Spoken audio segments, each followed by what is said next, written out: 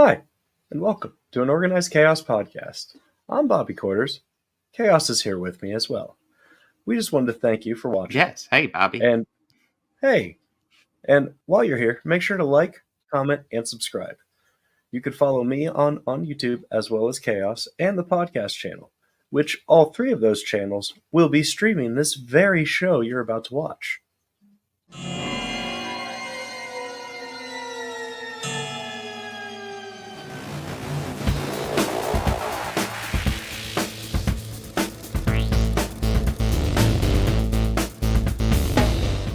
All these counselors start dropping dead, left and right. Heinous killings. Turns out, that kid who drowned the year before, his mother came back to that camp and exacted revenge.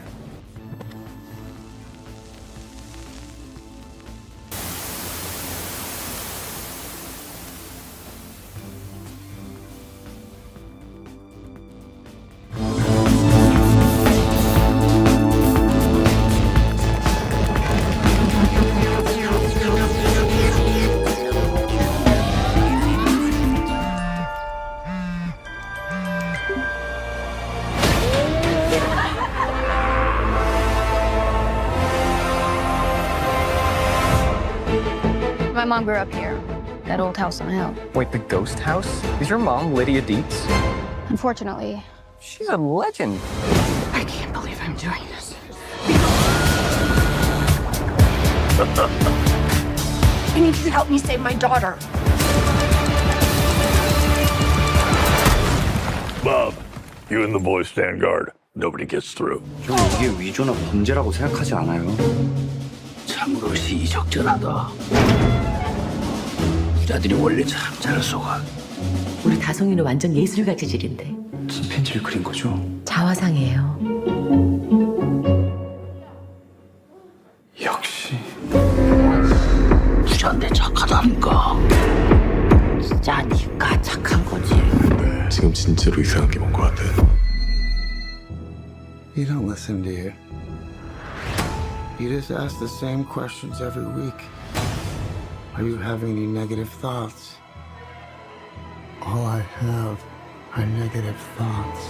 And finally, in a world where everyone thinks they could do my job, check out this guy. Everyone laughed at me. Well, no one's laughing now. You can say that again, pal. It's so awful, isn't it?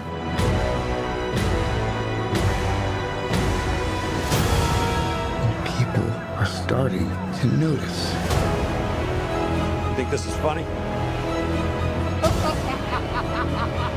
Murray, one small thing. Yeah.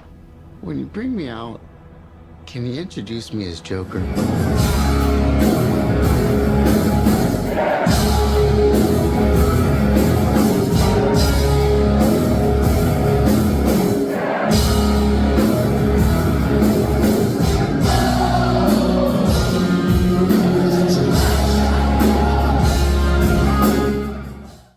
I can't do it. Okay. We'll do it live. Okay. We'll do it live. Fuck it. Do it live. I'll write it and we'll do it live. Fucking thing sucks. Hello. Here, let me turn on the camera. Hello, Bobby. How's it going? Yeah, I'm doing swell. yeah. Sorry for the super longer than normal delay. We actually have a pretty big show lined up. And we did not plan logistics prior, so that is on us. Yeah. Sorry, guys. We can say it's on us, but entirely on Bobby. No, it's that guy. No, it's me. It is completely fucking me. I'm always run behind you. My edit. I don't have my guitar ready. then- Otherwise, I would sing you Yeah. all the Bob fucked up live in person. Yeah, yes. It would be accurate too. But yeah, not only did we have a have that big audio week file. because not only do we have we should do that as a drop, honestly. Not only do we have a big week, like we kind of pre-planned it because it's like, okay, we'll do Beetlejuice, and then we're going to have a return of At the Movies. I haven't done At the Movies since last year, but I'm going to attempt to do it live with Bobby here, Yes. with Joker and Parasite. two movies that are both big in 2019. A lot of people were upset that Parasite won Best Picture over Joker, and we I will see compare. why. Did it actually deserve it? And it will be the objective truth. It'll be the objective truth. But not only that, we got some pretty big. Well, I mean, Bobby's got a concert he wants to talk about, and that sounds like fun. But we also got Yeah. from Russia, and I guess we'll go ahead and dive into probably the really depressing news that kind of just broke a couple hours ago. Fucking James Earl Jones died. Yeah. God damn. Absolute fucking legend. Obviously the voice of Darth Vader in Star Wars. But like Field of Dreams, Conan the Barbarian, Coming to America, Lion King, this guy's an absolute legend. Like if you're talking about classic fucking cat voices, it's him and Morgan Freeman Yeah. right there. Absolute legend. Let's see. I'm trying to think. Like, what would be your favorite James Earl Jones performance outside of Star Wars? Let's take Star Wars off the table because I think most people would say that. Although, yeah, I don't know if he's yeah. fucking Daddy Darth, of course. Yeah. But, either.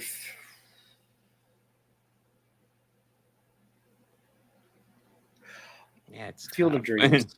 Field of Dreams. Field of Dreams up there. I was thinking maybe leaning towards Thulsa Doom. Fucking Conan the Barbarian. I was gonna. Well, if you're gonna go that route, Yeah. then let's talk Battlefield Earth. Battlefield Earth. He was in Battlefield Earth. He was. Yeah, I think he played one of Travolta's cronies. I think he did. Yeah, let me double check. It might be. I might. No. He didn't. He didn't. I'm mistaking it. Okay. Yeah, I was like, that doesn't seem right. But yeah, goddamn. Yeah, Field of Dreams he's amazing in Field of Dreams. Like Field of Dreams is a movie that I always enjoy, and I usually forget he's in it. But then, like, once he pops up, it's like, oh my god, this movie just got like 200% better. His introduction in that movie is amazing. Yeah. Then, I mean, he actually has some The great Sandlot. comedy chops. The Sandlot. Sandlot. He was awesome in Sandlot. Yes. I was just gonna say his comedy chops in Coming to America. How like he is such like a dirty old man in Coming to America. Yeah, he also It's was in like- Clear Present Danger. That's also another Shit. great Yeah, movie. yeah. The Jack Ryan movies. I think he was the one actor in the whole trilogy, wasn't he? Because I believe he was in Hunt for Red October too. He was definitely in Patriot Games. Yeah, he was Patriot. Like, I Games remember him from- in I think Patriot it was Hunt for Games. October as well. I I'm want to checking say. now.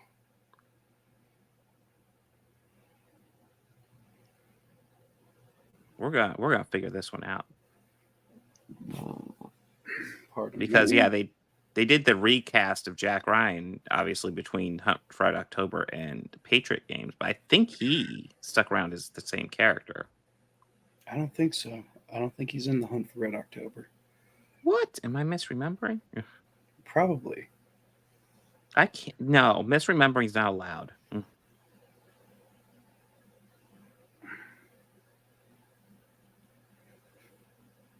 Oh God, he was in Meteor Man.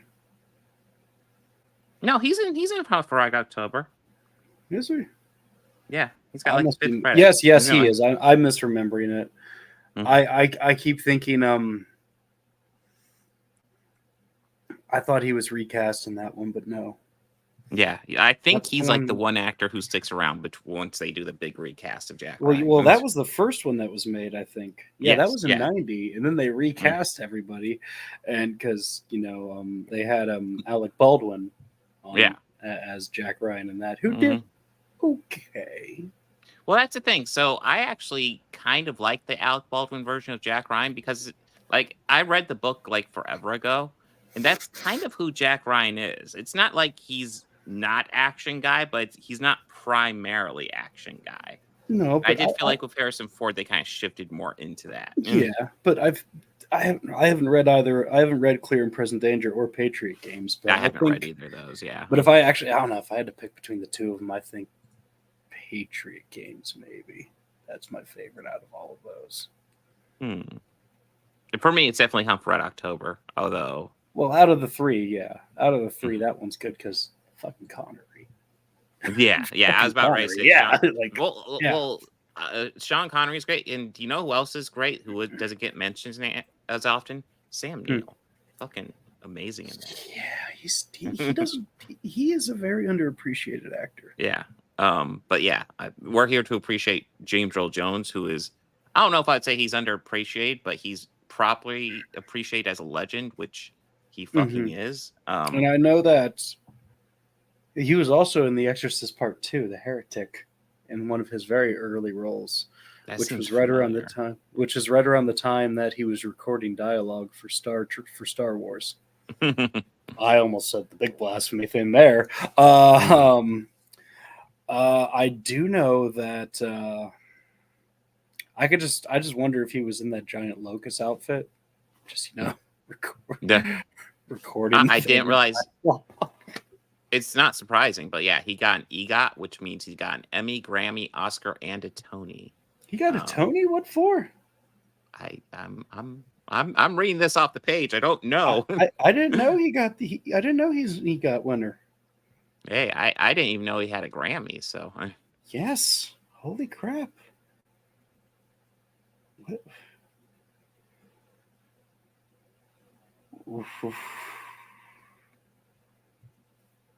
Yeah, Lion King. Oh yeah, he was great in that Big Bang Theory episode where he was he played himself, pranking Carrie Fisher. Well, it was yes, that was awesome. Yeah, Carrie Fisher.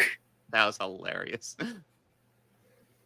Let's go knock on our door and run away. Holy crap! Yeah, he was also in Dr. Strangelove. Oh my God! Yeah, he's one of the guys on the plane. God, he's a baby in that role. Oh my God! Yes. Yeah. How did I forget about that?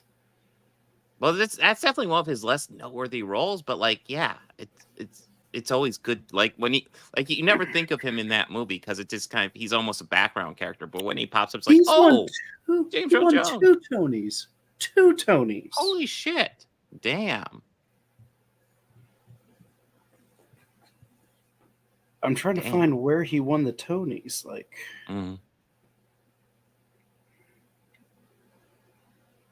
Sneakers. He was honored. Yeah, he was honored with a special Tony Award for Lifetime Achievement in 2017.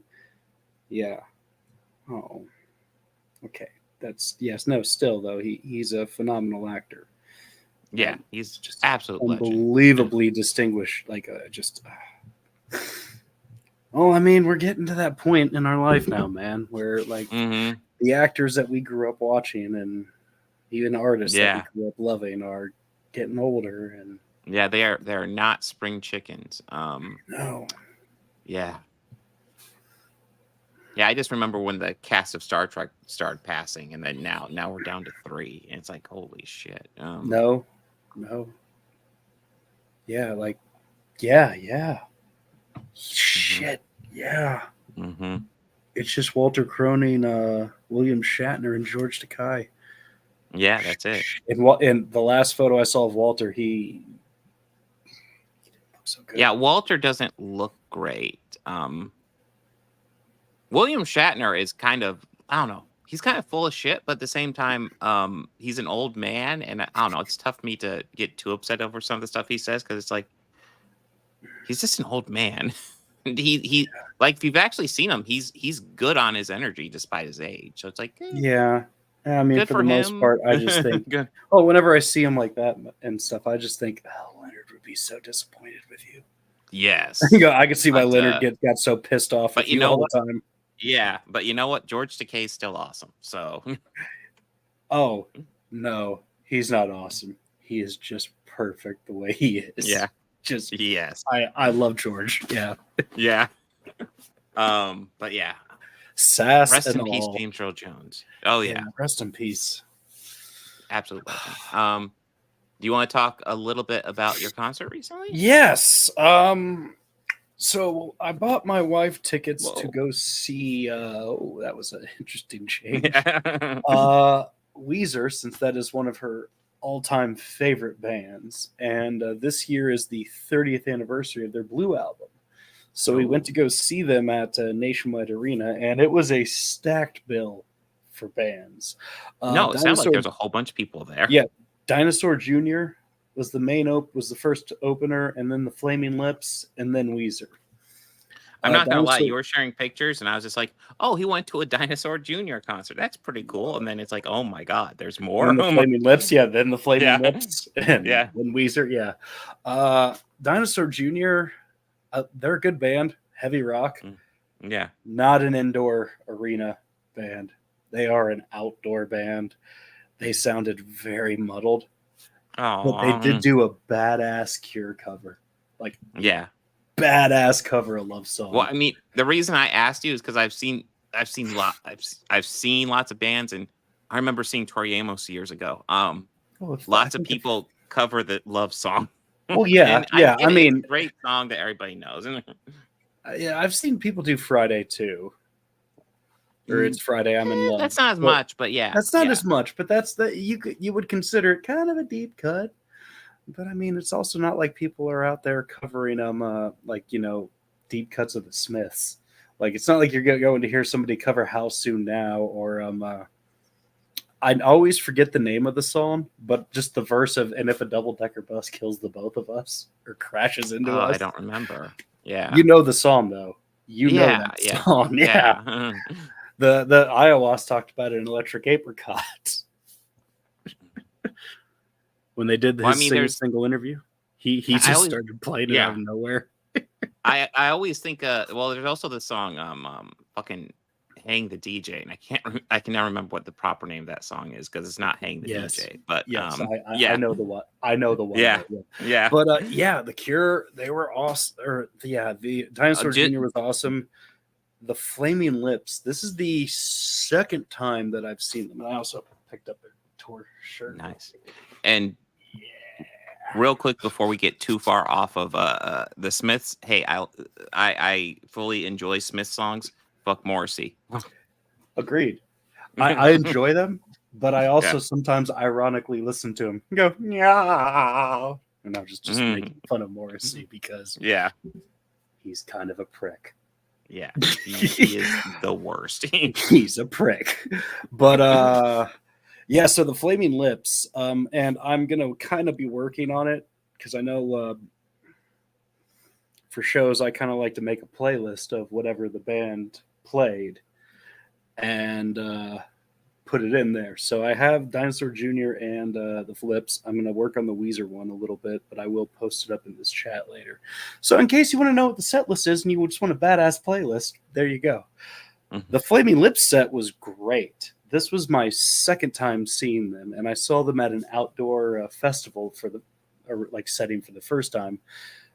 This is the first time seeing them at an indoor venue, and this was also their first time that they've been playing in front of big crowds, stadium crowds. And they're definitely a very visionary band live. Like, they take a lot of use of some stage props, lights, smoke, and it's an experience. I mean, as the photos I was posting, you saw, like, it was incredible. Like when they played Yoshimi, Battles of Pink Robots, they had these giant pink robots inflated on either side of Wayne. Nice. That took up the whole stage, and at one point he's holding their hands and just swaying with them. It's indescribable, but it's definitely, I would have to say, one of the best shows I've ever been to. Like, that set, that little block of music that they had was great. Now, preface, I am not a big Weezer fan. Like, I wouldn't even actively go out and listen to them. They put on a great live show. And they had this kind of shtick with this show where it was Travel to the Blue Planet tour. And they had it like this whole gimmick where there was a spaceship, where there was a countdown, the ship took off, and once it hit to zero, and the ship rose, the band was there, and they played it as if we were on a space journey to a blue planet, like we Nice. crashed near a Pinkerton asteroid belt. And then they played some stuff off of Pinkerton. I mean, for the most of it, it was kind of like a greatest hits night. They stuck to pretty much the hits, which is, I bet, I figured they would. And then once they got to the blue planet in the space voyage, they're like, it's all dead. We need to play the blue planet. That's the only way to revive it. And then they just played that album, their first album in its entirety. And they had screens going on and visualizations. They even had a evil alien character that was chasing after them, and it ended with they them. put thought into it. Yeah, and it ended with them going to Blue Rocks Amphitheater, which you could take a guess what that looked like. Take a guess what that looked like. And then the alien guy was flying over there, and then a bunch of Rivers Cuomo aliens, which Rivers said, "Oh yeah, I'm an alien. I'm from the Blue Planet, guys. Yeah, these are my people." They had laser eyes. At that point, I was like, "Oh, Rivers must have some sort of Superman thing." Yeah, because a bunch of them just laser eyeing this thing. I mean, it was fun. I enjoyed it. Like, I wasn't like the whole time. It was very enjoyable. I personally think the Flaming Lips did a better set.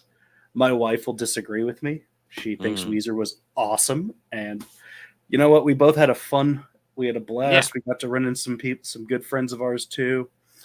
And kind of a side note, I'm in Columbus, Ohio. Bob's in Ohio as well. Recently, we lost a hockey player and his brother, and this was at the arena where the team plays. Very tragically, actually, a drunk driver hit him and his brother while they were riding their bikes when they were like in town for their sister's wedding. Like, terrible. There was a memorial set up for the player there, and it was normally up front, but I think they've been moving it to somewhere inside the arena. And I did kind of get a chance to briefly look at it. It was a little got me right here because it's sad how he passed, but that was like kind of a side note, but also it was the first time I've been inside that arena in over a year too. So, oh wow, they are all cashless now. That's great. Yeah. You know, Depeche Mode was great because I remember getting a whole bunch of cash to get us T-shirts and then finding out it's cashless and be like, the fuck? Shows our age right there, man. It shows our age. I'm used to all those places being only cash. And like maybe if you're lucky, the food bar will take plastic. Yeah. Cash. Merch tables, cash always. Yeah, merch tables are like always cash. But yeah, sounds like a good show. It was. It absolutely was. It also sounds our like seats were pretty decent. One guy was standing through all the Flaming Lips, and like there was like a little one next to us who like he could barely see past the guy. I kind of felt a little bad for the kid. Like, obviously, this is like his first show. Like, I have one rule at a show, and that's don't be a dick. Yeah, don't be a dick. Yeah, you encounter that sometimes, and that gets frustrating. Yeah, but amazing show. Amazing show. If you are out of the Ohio area and you're able to catch that tour, I highly recommend you go see it. Highly recommend it. And you know what? That show probably isn't funded by Russia. So, you don't say. That's a smooth segue, right? That's smooth. That wasn't bad. So, are we going to talk about people whose hand was in the Kremlin jar? Oh, yes, we are. Are we talking about like? Fuck. Department of Justice has filed some charges. It's mainly against two. So Russia Today is shut down in America. It's not shut down, but it's shut down in America. So they've been working on ways to push their Russia propaganda outside of essentially outside of the outside of normal Russian channels. So you can't even tell it's Russian channels. And what they've been doing is buying influencers online. Specifically, what we're talking about is Lauren Chen is actually an influencer. She's like the main one in charge, and she was aware of Russian money. There's 6 other ones that weren't knowingly or possibly didn't know about the Russian money or Russian involvement. This includes Tim Pool, Dave Rubin, Benny Johnson. God, I'm brain farting. Where are the other ones? I know there's 2 I didn't really recognize, and that's Matt Christensen and Taylor Hansen. What's the 4th? Oh, Lauren Southern. That's it. Lauren Southern. I've never covered her. Really? A lot. Yeah. Shocking, right? Oh, you haven't heard of her?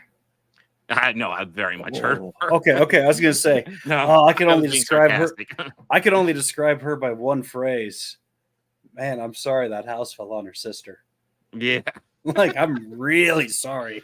Man, no, that Bobby, that is very mean to the Wicked Witch. I don't know. I also save that for Lauren Boebert and Margie. I just call it cunt. But yeah, so what they did was they funneled $10 million through a YouTube channel that was essentially just Russian propaganda called Tenet Media. And those 6 influencers would make money. Well, they were making money, would post content to that. Essentially, it was pretty much their content, but like obviously it's the content Russia wanted them to say. So like shitted on Ukraine and everything. Yes. And let me see if I can find a clip real fast here. I might be able to just pull it up on my, I actually have it in my free stream from the other day. Let me see if I can dig this up real fast. But so for a lot of time, I was like, I kind of assumed Tim Pool was just an idiot and didn't know. But there's actually a clip that's been circulating that makes me think, okay, maybe he did know. If I can dig it up here.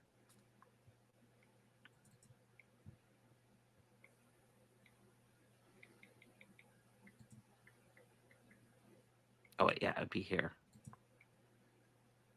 Here, this is kind of stuck in an MSNBC thing. Here, let's see. Here, so this will include a Dave Rubin bit and a Tim Pool bit. Okay, let's see. That'll be pretty close. 2 commentators on its roster: Tim Pool, Benny Johnson, Dave Rubin, Taylor Hansen, Lauren Southern, and Matt Christensen. Some of these creators' content shows what Russia was looking for. What else is going on with Ukraine these days? It's not just that we are funding the war. Everyone knows that we're funding a war, which you might argue if you're funding the war, if you're paying for the war, maybe that means you're in the war, but we've never actually gotten authorization for this war. Our leaders keep telling us that this is the most important thing in town. This is psychotic. Ukraine is the enemy of this country. Ukraine is our enemy, being funded by the Democrats. I will stress this again. One of the greatest enemies of our nation right now is Ukraine. Ukraine is the greatest threat to this nation and to the world. We should rescind all funding and financing, pull out all military support, and we should apologize to Russia. Wait. No, I just wanted to say that clip. Clip because it's like, wow. I got an idea real quick. What we should do is get our own compound, right? And we could hang out and we could make sushi. Hell, we could even have a skate park and we could just hang out. We just need to take some cash from Russia and then we'll be fine. Yeah, dude, I'm telling you, we're in the wrong grift, dude. We are in the wrong grift. Like, at least Dave Rubin was trying to be a little subtle about it. Like, dude, Tim Pool was just like, yeah, Ukraine is the greatest enemy to the United States ever. He has to wear that hoodie. Like, he has to wear that beanie down like this. He has to wear the beanie down like this because it says bought and paid for right there. Yeah. Oh, God, he has such a face. No, I see clips like that, and I'm like, maybe he knew it was fucking Russian money.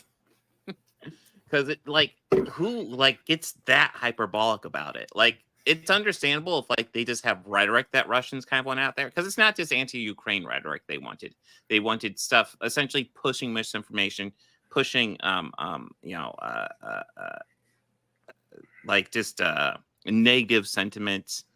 Pretty much the anti-woke grift on YouTube was kind of exactly what they wanted, and so that they were all for pushing that.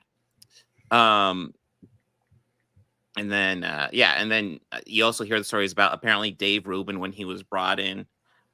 Apparently, he didn't really ask questions about where the money was coming from because, to their understanding, it was coming from this dude called Edward Gregarian, who doesn't fucking exist. He's just like a Russian shell person. But Dave Rubin walked in and he didn't ask where the money was coming from. He just said he wouldn't do it for any less than $5 million a year. Which is insane for a YouTuber. They're not making money on that. But yeah, so obviously these YouTubers are just bought and paid for. And for me, the big question it always brings up to me is, okay, so like you got people like Tim Pool, Lauren Southern, Lauren Chen, who was like the one who knew. Like essentially, you look at Lauren Chen and anything she still has up. She knew she was taking Russian money unambiguously, and she's just pushing the Russian line. So if you ever see her in a live stream or anything, that's what she's doing. The fact is, their talking points are identical to all the anti-woke people's talking points. Really, the only difference is maybe they aren't getting money from Russia. So I guess they're doing Russian talking points for free then. But this is just a wild unveiling story, and I feel it's important to talk about it a lot because I notice these guys are ignoring it a lot, focusing on the rewriting Ripley thing, which I still like. That rewriting Ripley thing brought up a good point, but like they definitely feel like they can approach that one, but they don't want to touch this Russian talking point, and I want them to touch this Russian talking point because this is a big fucking deal.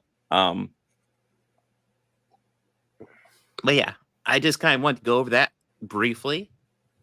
If you've seen a lot of my streams, I just released a video earlier today about this. So there's lots of stuff about this. Yeah, I guess that's about it. I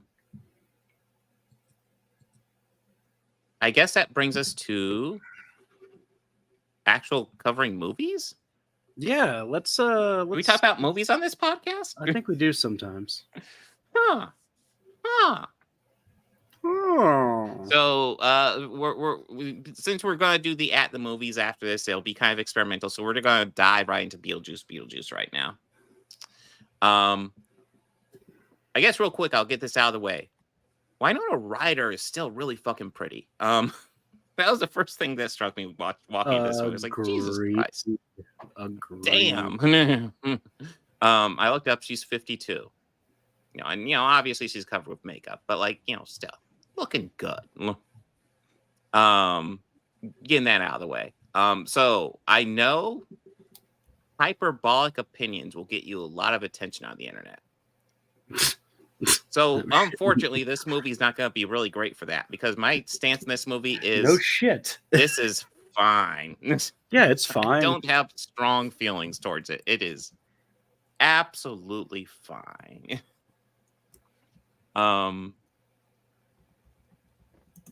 Yeah, I know lots of people are really liking it, that's good. Like, I don't dislike it.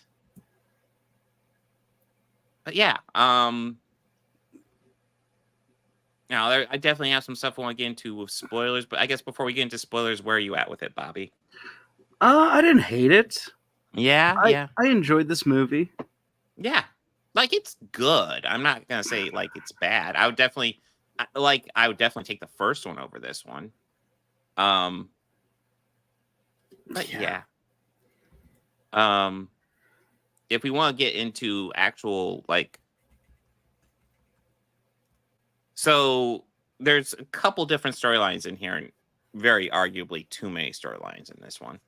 That was gonna be one of my first complaints about it. Yeah. There's so many storylines, and I was waiting for them to all sync up, and they do kind of, but not really in a satisfactory way. So the essentially the two main storylines, you got Astrid, who is Lydia's daughter. She doesn't want to be around her mom or her step grandma. But Charles, her grandfather, has passed. So they all find themselves going back to the old house for the funeral. and she meets a boy there. And to the movie's credit, they have decent chemistry. They get along fairly well. It's Jeremy down there. And it all gets a little topsy-turvy when it's revealed, because one thing to also make clear, Astrid does not believe in the supernatural. She thinks her mom is full of it with her whole supernatural shtick, because Lydia does a TV show where she speaks to spirits. I don't know how genuine that show is, but we saw in the first one she can see ghosts. But yeah, Astrid's meeting up with Jeremy, and of course the twist is, and I will admit, I felt dumb when I didn't see this coming because the hints were fucking obvious. Jeremy's a ghost. God damn it! And I was a little pissed off at myself for that one too. I was like, okay, yeah, I was also little. Yeah. I was also a little annoyed. I was like, fucking really? Is this what we're doing? Well, okay. She's and I guess spoilers. Getting into spoilers, we always spoil it here. You guys should know that. But anyway, and so we don't give a warning either. Yeah, we didn't warn that at all, because that is a surprise. That way to go, Bob. You know what? Gosh. She goes into his room and she sees the handbook for the recently deceased, and he says, "Oh yeah, I found that at a yard sale." And I'm like, "Oh yeah, that's a fun little at that callback." moment." And I was like, "God that's damn cool. it!" Yeah. And then when it was revealed, I was like, "I'm a fucking idiot." Like, yeah, it's like, God fucking idiot. damn it! Of course, like he said that. I was like, "Well, I don't know how he got that as a yard sale, but okay." Oh my God, I'm stupid. Nope, yes. that didn't post it up that well either. I'm just gonna put them in individually. It should be okay. I'm just gonna put them in individually. But yeah, so yeah, he's a ghost, and not only that, he is apparently the ghost of somebody who killed his parents, and he's tricking Astrid to essentially take her body and kind of use her life to restore his life and kill her essentially. So that's where part of the adventure comes from. The other big storyline is you have Dolores, who is Beetlejuice's ex-wife, and she has the ability to actually kill other dead beings, make them uber dead essentially. And she is out there killing people, and you have a cop by William Dafoe who is investigating it. He was an actor. He played a. Did you happen to notice the kind of dig they did with both actually? So like William Dafoe, he died on an on-set accident. Yes. Alec Baldwin. Oh, I didn't even think about that. Yeah, I honestly didn't make that connection, but I saw it in a forum today, and I was like, that's interesting. Yeah. But I mean, if you really want to make a connection, a predator was killed by a predator. Yeah.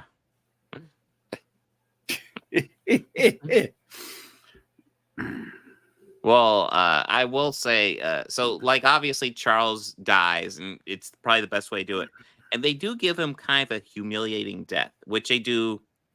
How they handle the death, like we actually see the death, and it's half claymation, half computer animated. And the claymation aspects I really appreciate. I just like the computer animated aspects were a little distracting. I wish it was just 100% claymation. I don't know if that was a budget issue or what, but like probably I want to prefer just 100% claymation, even if it looks a little wonkier. I liked that idea. Because obviously they're not bringing Jeffrey Jones back. Although his character is in this movie in a separate plot line because he's walking around in the underworld trying to figure out where if you noticed, the voice sounds nothing like Jeffrey Jones at all. Well, there are moments where I thought was okay, but yeah, there are moments where no. But yeah, they do like a modulation to it because he is eaten by a shark. So his top half is completely gone. Yes. And when he talks, it's loud, like blood brokenness. Yeah. Which was funny. Mm-hmm. But I mean, also like something controversial and edgy and topical in a Tim Burton movie. So. But you might be listening to me talking about all these little plot lines, be like, "Wow, that seems like a bit too much." And the answer is yes. Yeah, it was a bit too much. There Most was a noteworthy. bit much.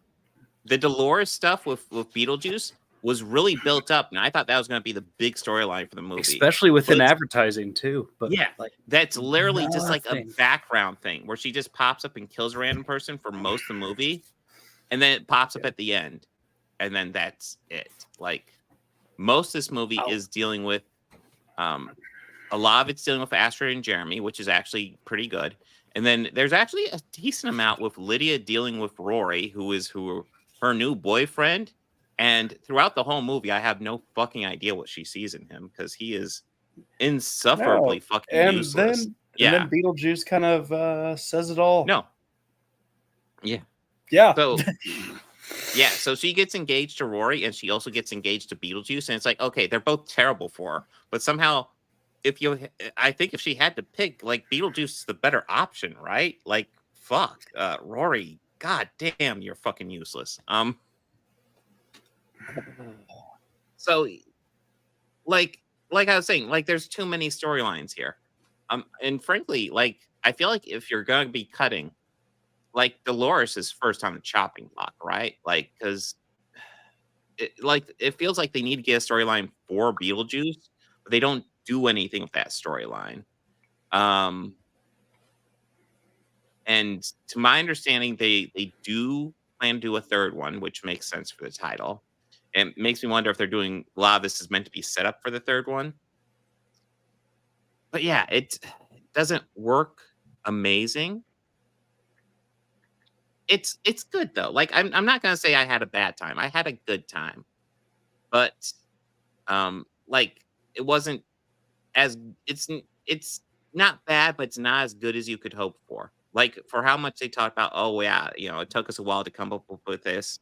This is like a really good script and we really wanted to get this one made. It doesn't really feel that way.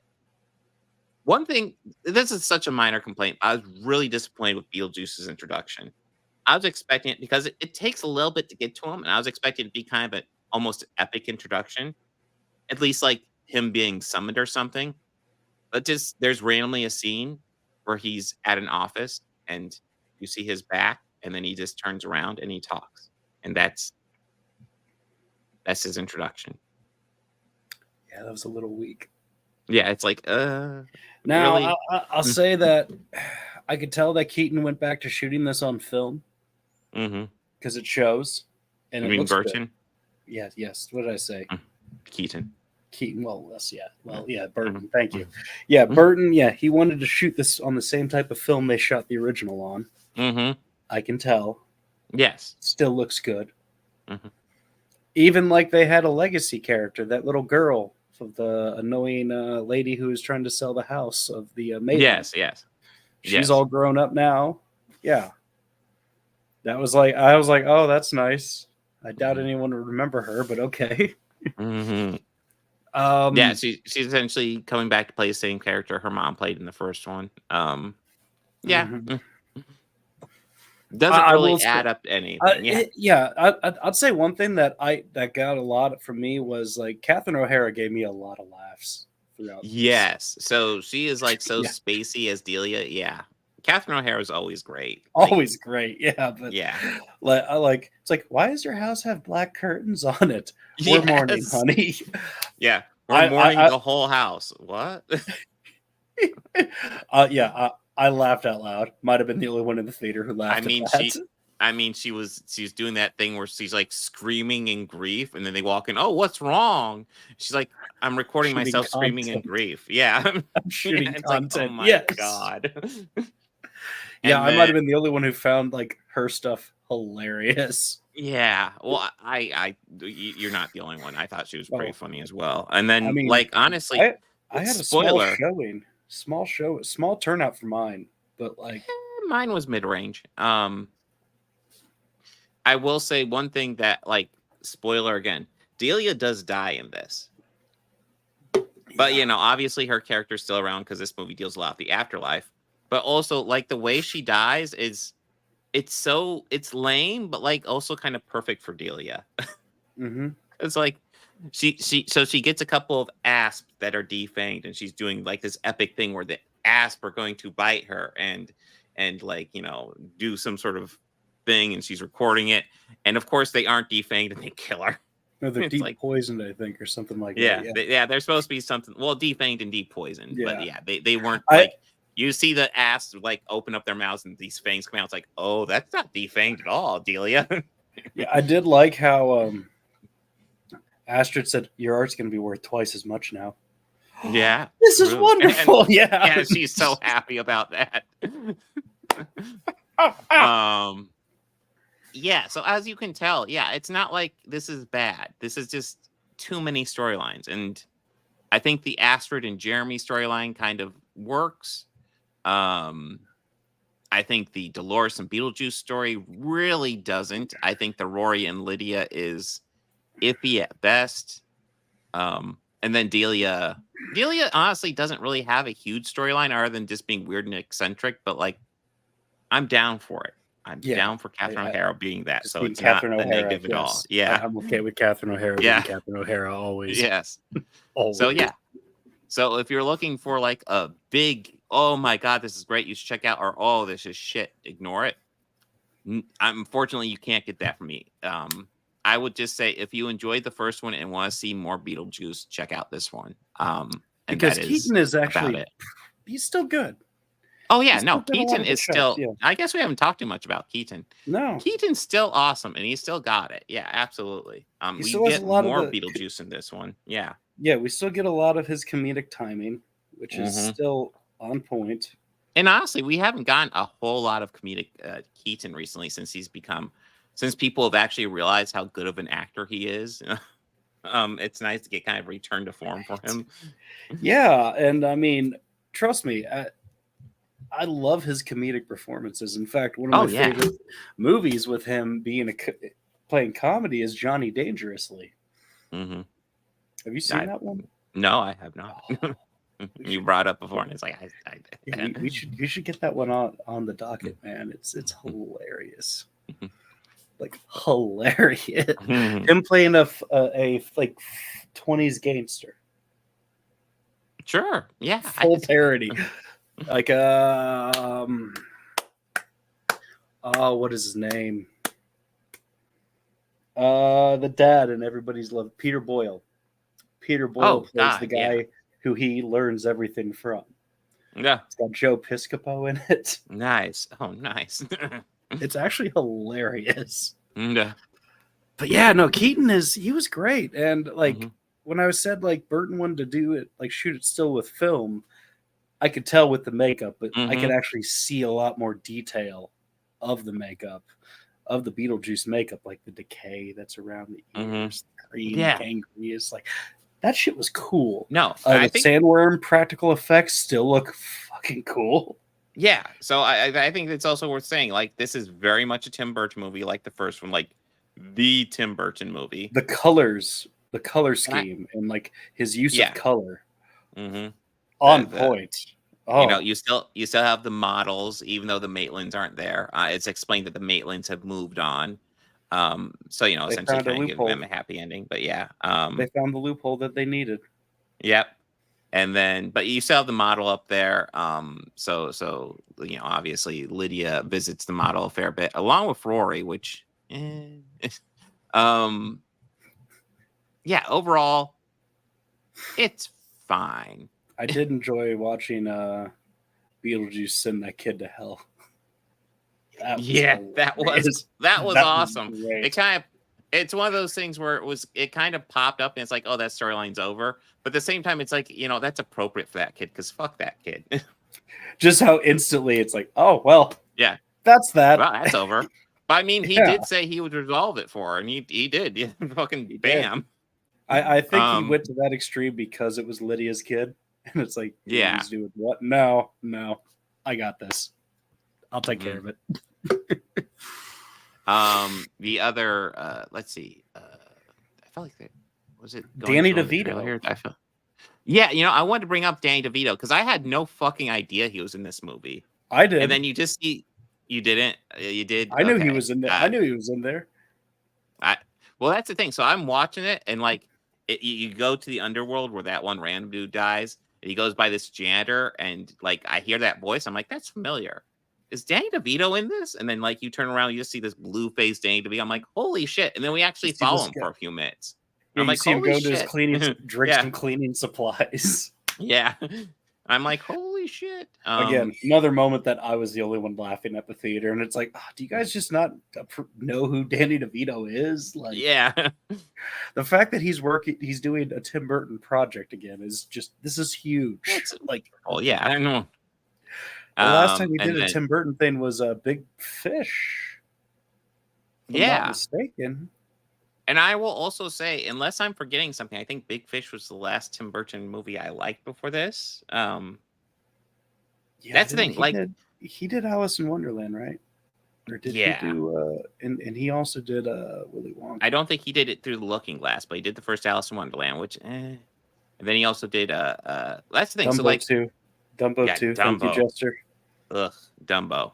Yeah, that was bad. Oh, he was in Dumbo. He was also in Dumbo. That's right. Yes. We also got Dark Shadows. That's the thing. So like, even though I'm not super thrilled with this movie, it's probably Tim Burton's best movie in at least 10 years. Yeah. Yeah. So hey, good on him. Oh yeah, and Bern Gorman is here. He's just here. I don't have a whole lot to add. He's a good actor. I kind of wasted a little bit here, but okay. a little. Yeah. But he and it's kind of funny. He's actually in a decent amount of a movie, but like he doesn't really get too much to do. He's just there. Hold on.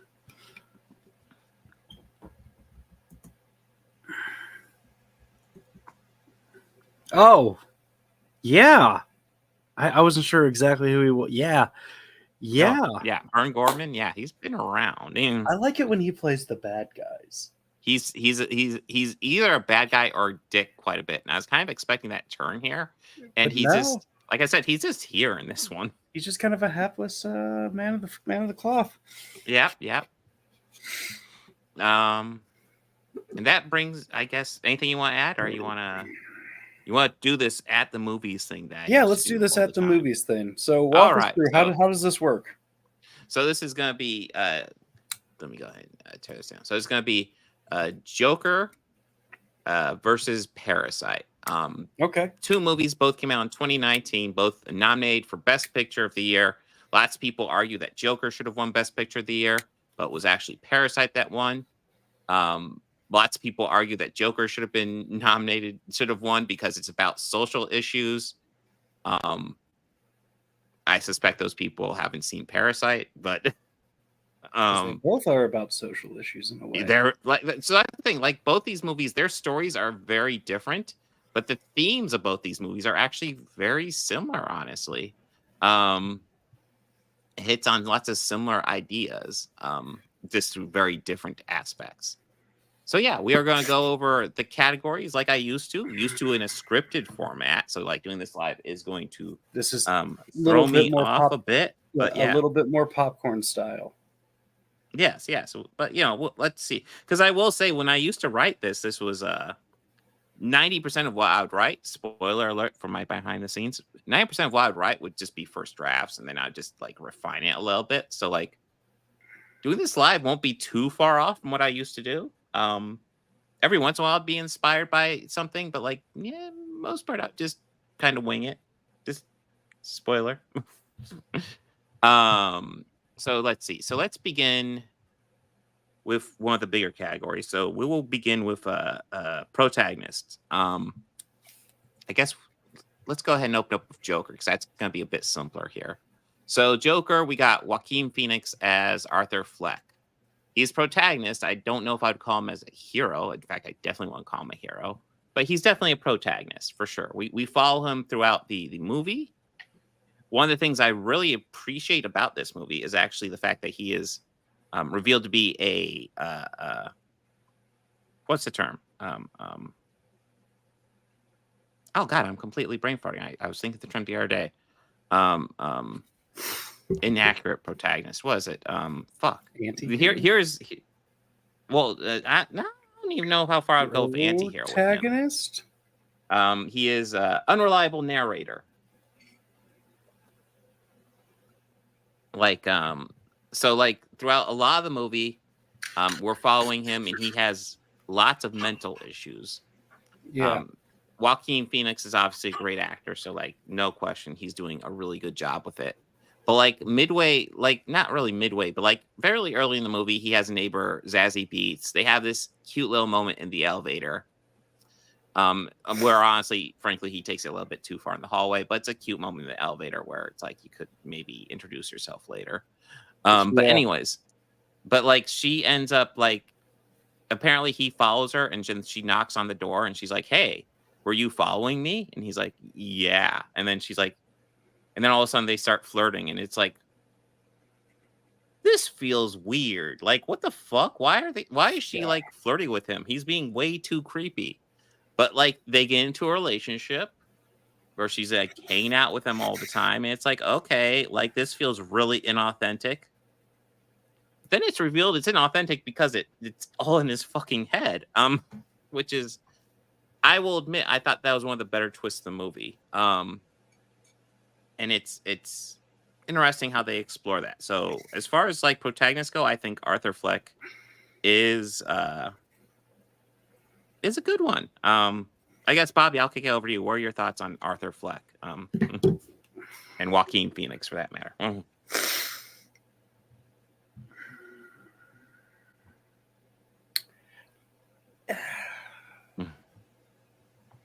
He played the character like I bought that he was deeply troubled. Yeah. And it was very interesting. I kind of wish that the film would show us a lot more of like his own perspective, like how he sees the world, like through his own eyes. But as the actor himself, or what, like as Joaquin himself as the character, or just as the character?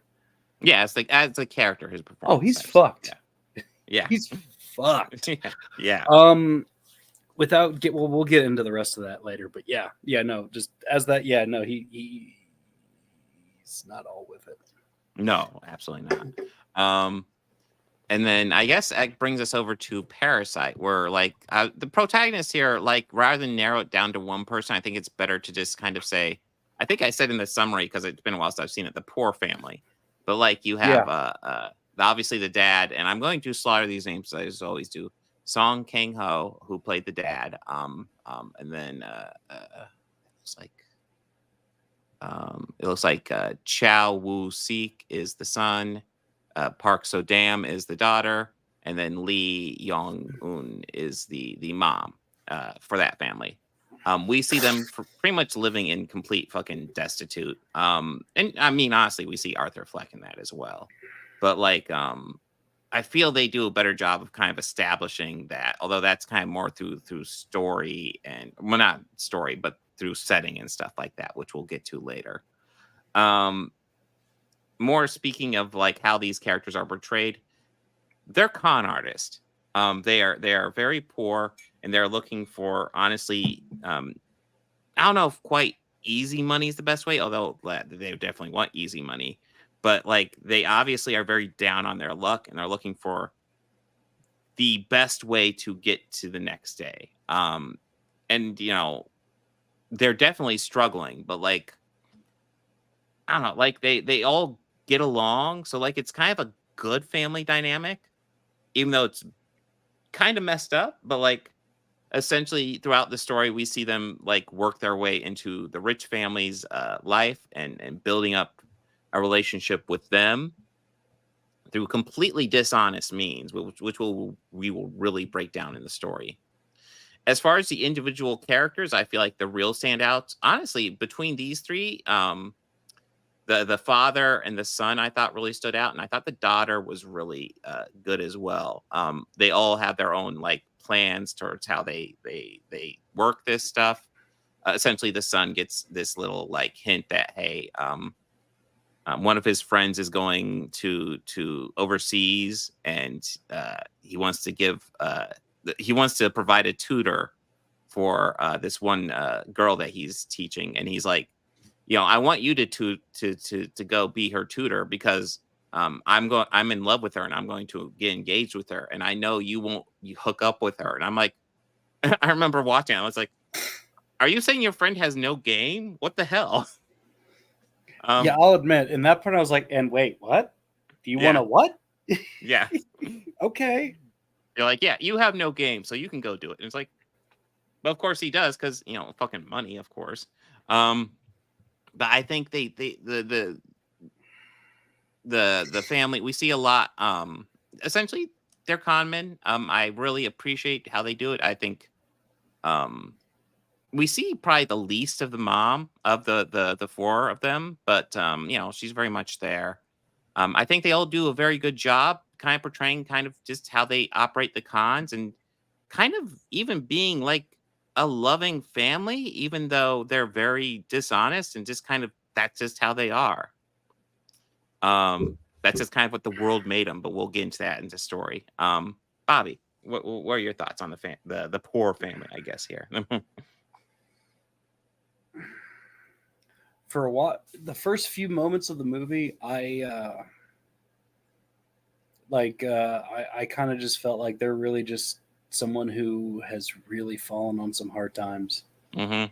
Like just legit the hardest times. I felt bad for them. I empathized with them. Yeah.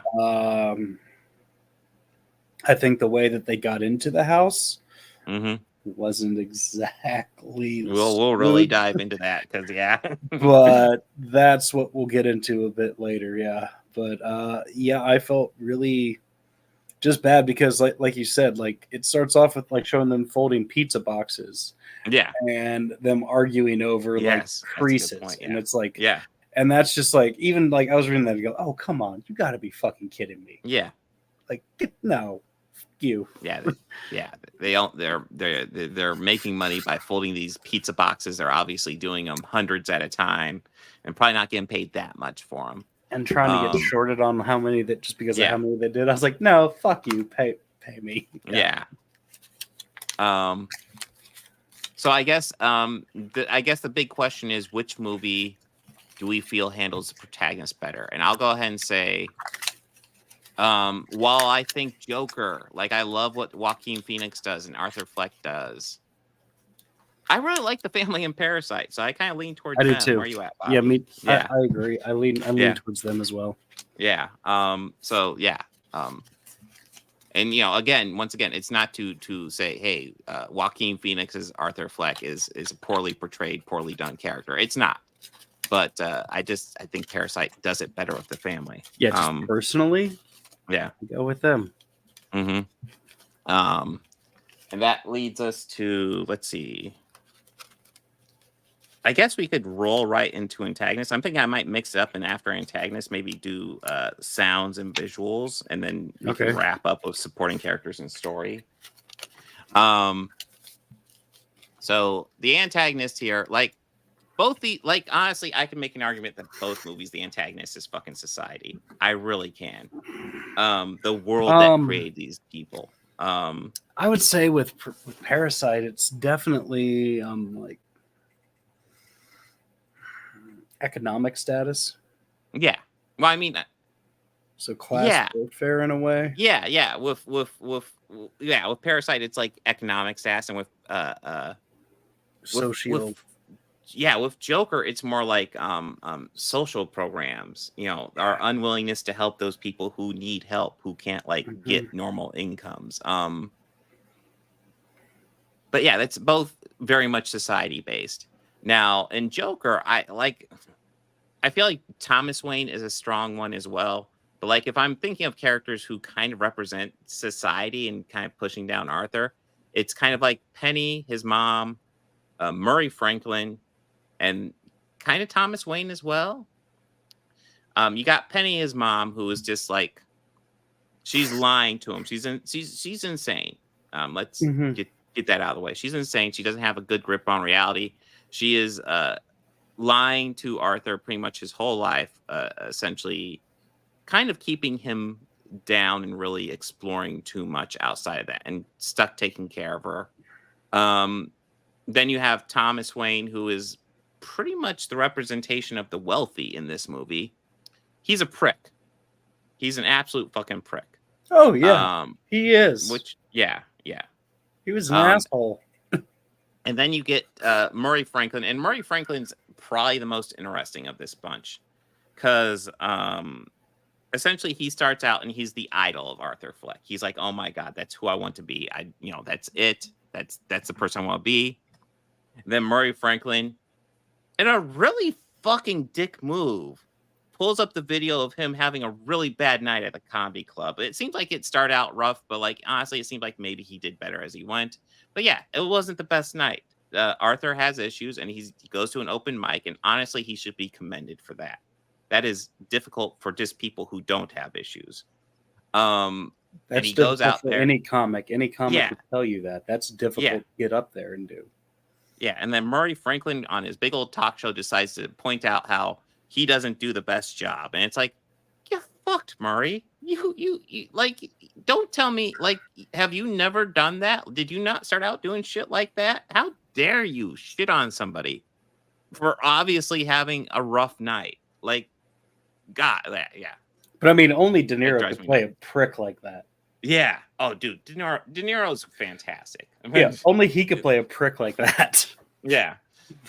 But yeah, like, you love to hate him. You love to hate him.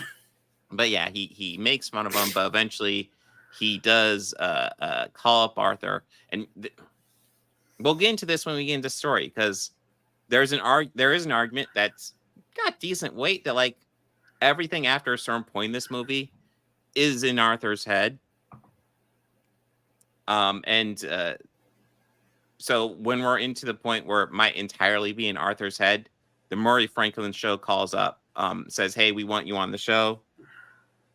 And Arthur is kind of more, just goes there, and then honestly, I will say, even though the scene is largely borrowed from Dark Knight Returns of Joker on the talk show, but they do a good job, and they really kind of show Murray kind of being a dick, but also Arthur kind of not completely there.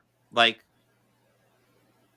it's kind of weird. It's an interesting scene, but I think it's well done because, like, to a degree, like, you're kind of put in Arthur's shoes, but at the same time, you're not, because Arthur is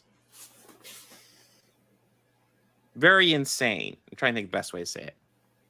I think you got Robert De Niro as Murray Franklin, Francis Conroy as Penny Fleck, and Brett Cullen as Thomas Wayne. I think they do a good job, even though we'll get more into it. Bobby, what are your thoughts of kind of how they handle antagonist in this movie? Fairly well. Yeah. Like it definitely all seems like different adjutants in Arthur's life, even down to the guys on the subway to just passerbyers on the street. Like, yeah. Yeah, the subway guys were particularly noteworthy too, because those are the guys that Arthur kills, and they're awful too. But nah. Yeah. I didn't feel bad for him in the moment. It's kind of like, but it goes back to like you said, the socio norms and everything. Like, there's no way to know that he has these issues, or at least how he perceived, and he's been living his whole life knowing. But even the fact that they would act as such violence towards a stranger, like, yeah. Mm-hmm. Yeah. I'm fuck them. Yeah. But that kind of, to quote Audrey too, a lot of folks deserve to die. Yeah, true. Yeah. But I guess to bring this back to Parasite. So the Parasite, like, it's interesting. So, like, I would say the antagonists here are almost like the rich family. But what's interesting here is that, like, they're not villains at all. They're not really really bad people. Not even really even towards the end, because one of the great moments is honestly the poor mom gets this moment. Moon Wang. I'm going to be terrible with the names, but he has this great moment where the whole family's celebrating, and she says, of course they're nice. They can afford to be nice. It's like, she's got a good point. Yeah. You guys are all like con artists and struggling, but like, you got this family who's just rich and they're just nice because they can afford to be nice. And real quick, you got Lee Sun Kun as the father. The mother is Cho Young Jung, the rich family, and then the children, we don't see as much of them. But yeah, those are the two main people we see for the rich family. They do a good job. I think they do a very good job. And one of it's almost like a disconnect. Like they get along, the two families get along with each other, but there's definitely this like the rich family, like there's this element where the father is always complaining about the smell of the poor family's father. Like, oh, he smells like he rides the subway, and acting like he's better because like he doesn't have to ride the subway. And it's like, yeah. And then there's also that this was almost unforgivable. But Yeah. you're a great driver, and it's just more like, fuck you, dude. Like, yeah, it's like, ugh. And then there's also the other great element is like how like the family is just kind of they're tired, they're wore out, and the rich father is like, hey, I need you to do this, pretend like you're attacking my son so he can fight us off. And it's like, okay, but like he's obviously tired and wore out, and he's like, well, why are you acting tired and wore out? I'm paying you double. You should just go ahead and do this. And it's like, because he's a fucking human being. Yeah. Can't like keep doing this. So like they're not portrayed as villains, but they kind of are, like because they're just wearing like, and it kind of shows kind of the parasitic nature, and we'll get more into this in the story. But like I think it does a really fucking great job. Bobby, what are your thoughts on Parasite and the antagonist element? I'd say it shifts throughout the film. Yeah. Mm-hmm. Definitely from the rich family. Mm-hmm. Excuse me, to the poor family, and at moments back to the. Well, that's getting into heavy spoilers. Yeah, and I definitely know when we get into supporting characters, we're going to talk about the other poor group in this Yeah. They very much play into themes. I will be right back. I will be right back. All right.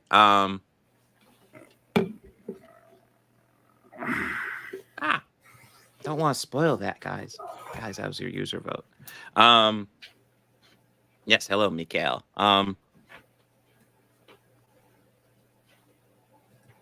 The family from Parasite had problem making money. I was wondering why the movie never explained. I wish it did. I mean, lots of times in society, you just find yourself in a socioeconomic status, and you don't really have a way to crawl out of it. They've done studies in America about how when you're born into a certain income level, odds are you're not going to vary too much in that income level throughout your life. It's easy if you're born rich to fall a bit, but like once you're born poor, it's pretty much impossible to fall out. Very few exceptions. Yeah. I don't know how much I need to explain that. But yes, I guess again, if I were to ask which one were better, I honestly think Parasite handles this kind of brilliantly with how they're not even necessarily seen as necessarily antagonistic through a lot of the movie, but they just see themselves as better. And I think the movie does that really well. What do you think, Bobby? No, absolutely. The rich family definitely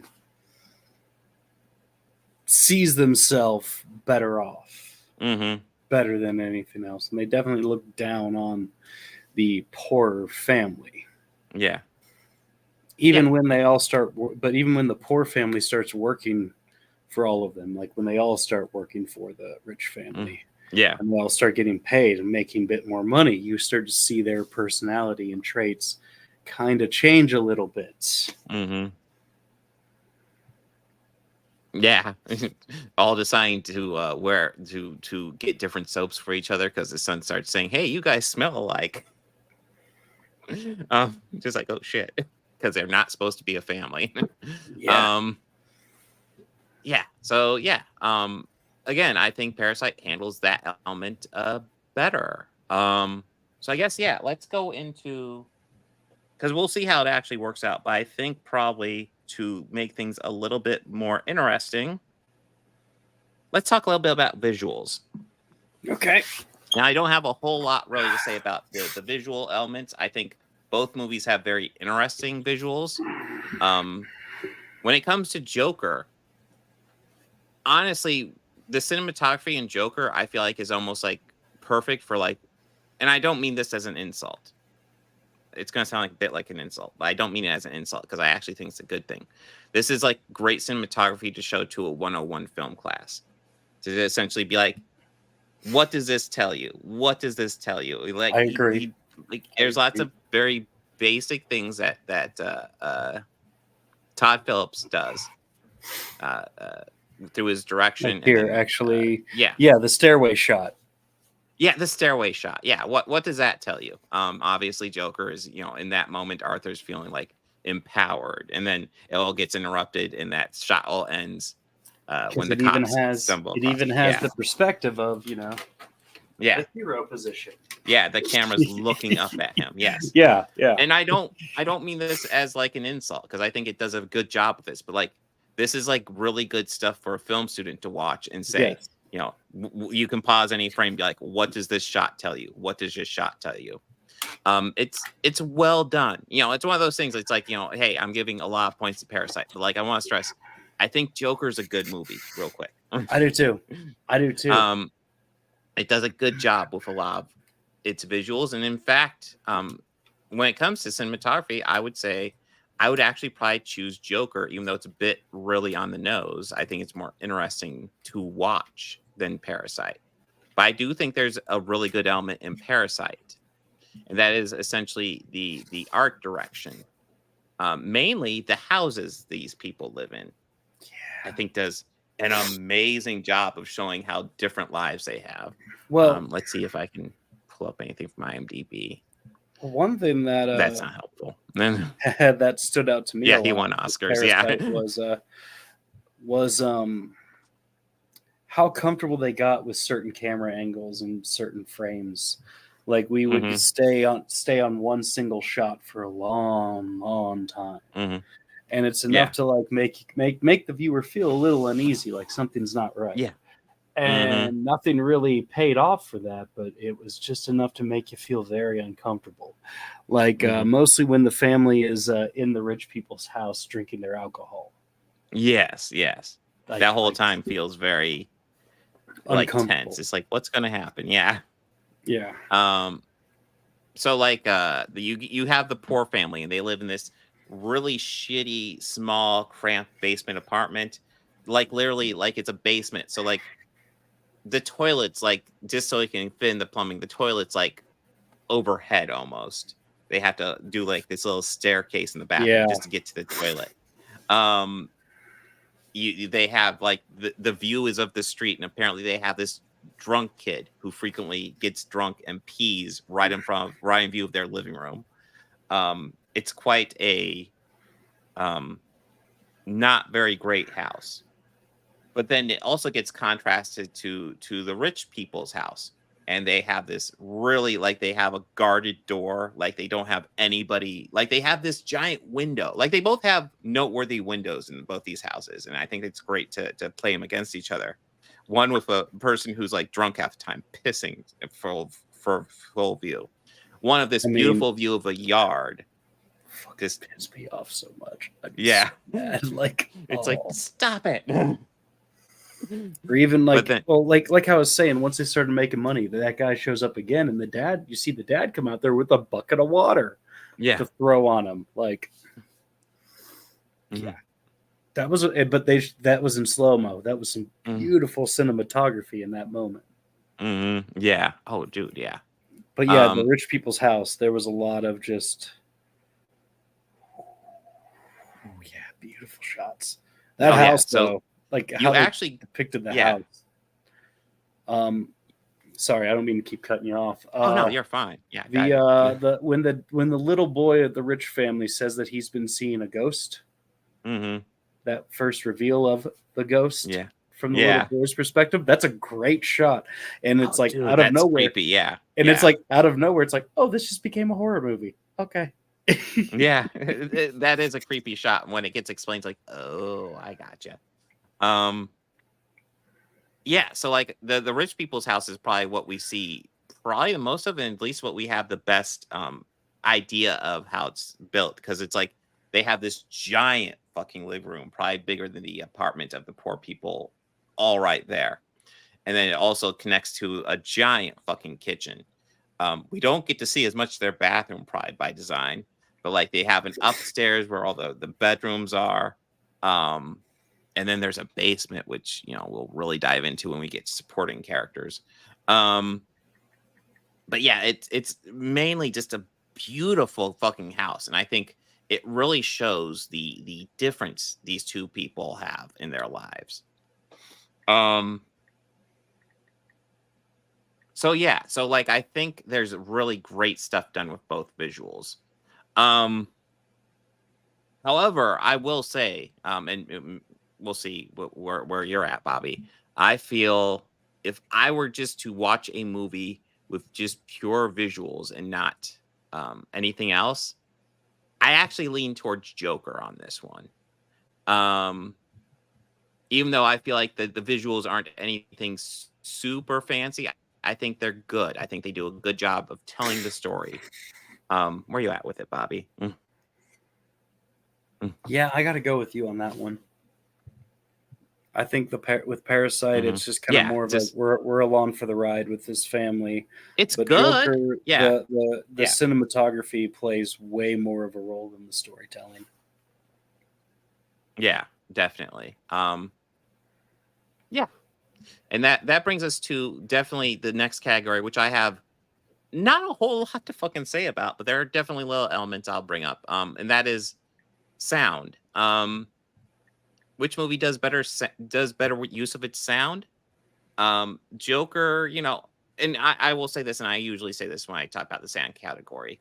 This is one of those categories where if a movie does a good job, you don't really notice it. And to these movies' credit, for the most part, I don't really notice.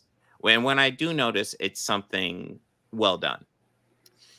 Joker is kind of almost typical sound stuff where unlike Parasite, it has some licensed music that makes fairly good use of.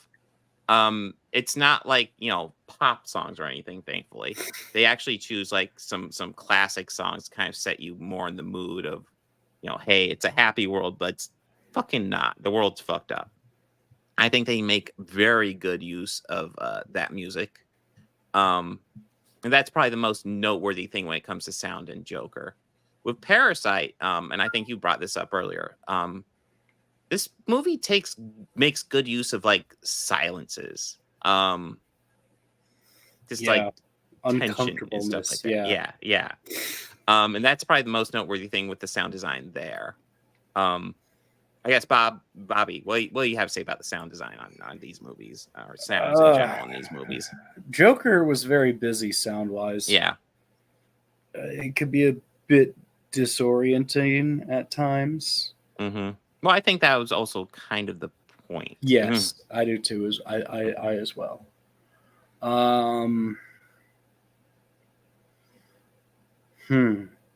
Sound design though for Parasite, that was just spot on. And especially later, it gives a very unsettling point. I guess we can get into the kind of ending surprise with Parasite? Yeah, I think we're fine to do little spoilers, especially if these are 5-year-old movies, guys. These are both good movies. You should watch them both if you haven't. So, getting into a little bit of spoilers with Parasite. As the poor family's method of infiltrating this rich family's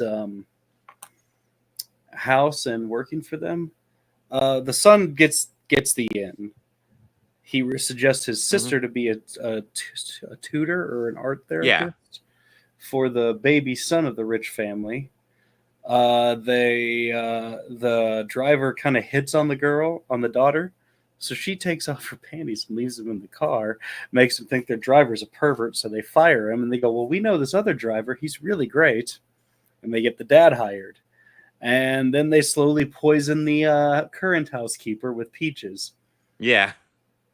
Now that's important. We're going to put a pin into that. Yeah. Moving forward, we come to find after the family is all there together and they're watching the house, partying, drinking their liquor, the old housekeeper comes back, says she forgot something in the cellar underneath the kitchen. She'll be right back. Turns out she was hiding her, what I believe was her husband. Yes, I'm pretty sure it was her husband. Who was very sick, and they were living underneath there. So it turns out that they also were very similar to that family, destitute as well. And they were literally living underneath their noses the whole time. And what's made me really think was that the smell that rich dad was smelling all the time? I imagine it, yeah. Yeah. And there pretty much kind of becomes a bit of a waging war between the two of them. Yeah, that was and the boy who claims he's seen a ghost, he's actually seen that dad because he comes up and forages for food while everyone's asleep. And the shot that shows it is kind of terrifying. Yeah. Now, this was a Korean film, right? Yes, it's Korean. Okay. Yeah. That's what I thought. I guess, what would your vote be for sound, though? Parasite. Absolutely Parasite. Ooh. Interesting, because I lean towards Joker on sound. Okay. So, chat. Is it Joker or Parasite? You guys get to be the tiebreaker. And we'll see how that turns out. So right now, Parasite's got 2 points versus Joker's 1. And then chat, you'll decide if it becomes 3-1 or 2-2. And let's see. While we wait for chat, we can go ahead and dive into supporting characters. Never mind. Supporting characters.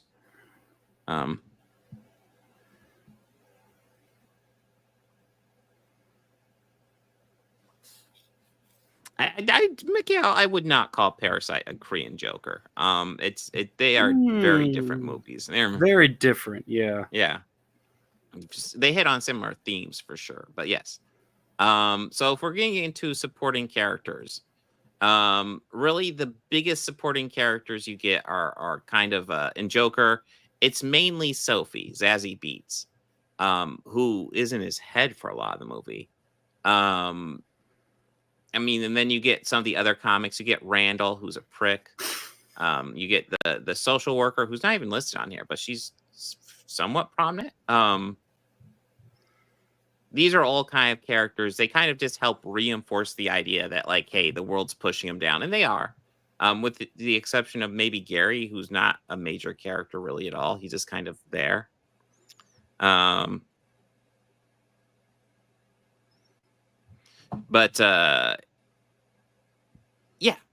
again, guys, votes for sound. What's better sound wise, Joker or Parasite? Need some votes. Yeah. But so like supporting characters on here I think they're good. They do their job in Joker. But honestly, like none of them, with the exception of Zazie Beetz as Sophie, I don't feel any of them stand out spectacularly. Like a character like Randall, who's kind of a piece of shit, but like until I'm looking at the cast list, I don't really think of him.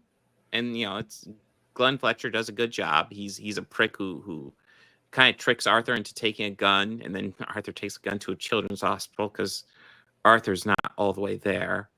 So yeah, that's the interesting thing. So I don't have a whole lot really to say about the supporting cast here. I think they're good. They're good. But that brings us to Parasite, where the big supporting players are the old housekeeper and her husband. The husband's not even introduced till fairly late in the movie, but holy shit, that is a fucking twist. That is. I don't think anybody saw coming in. It's like, and you saw the hints with the son talking about, there's a ghost here. You get these little hints throughout the movie, but then when that's revealed, it's like, holy shit. And not only that, like, Real quick, Jane Hai Jin is the old housekeeper, and then Park Myung Hong is her husband who lives in the basement, as Bob was going over. Really, really well done. I think what I really like about the supporting characters in here is that they both they kind of establish that hold on. Hold on. I'm gonna put the sounds pull into the channel real fast.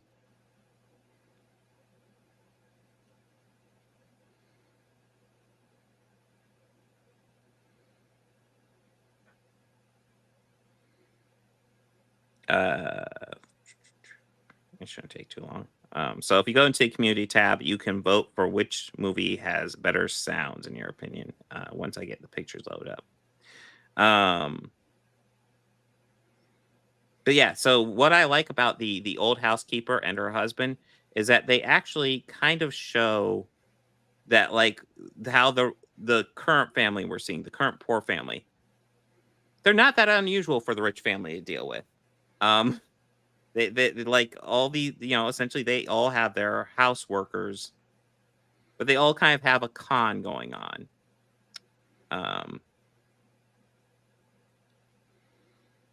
Can I set a time on that?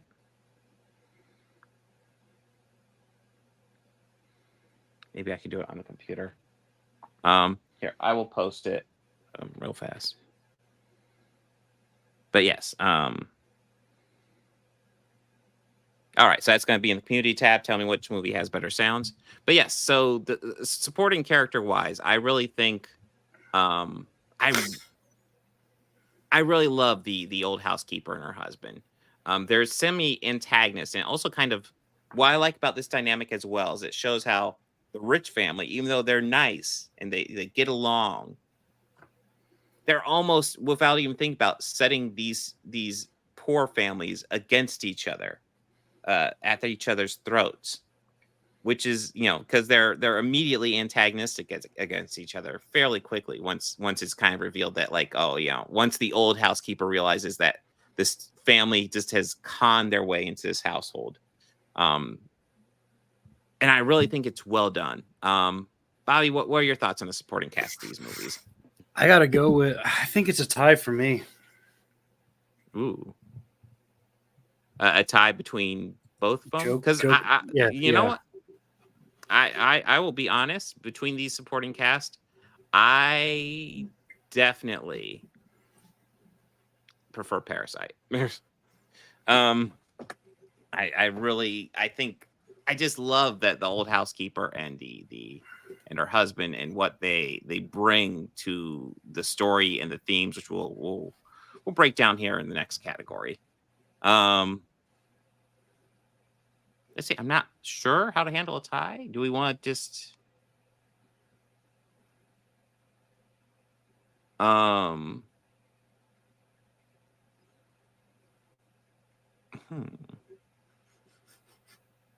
Yeah, let's see. I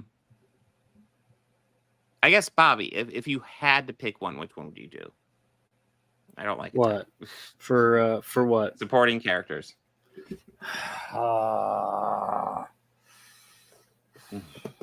Joker. Yeah. All right. This one will go up for you guys as well.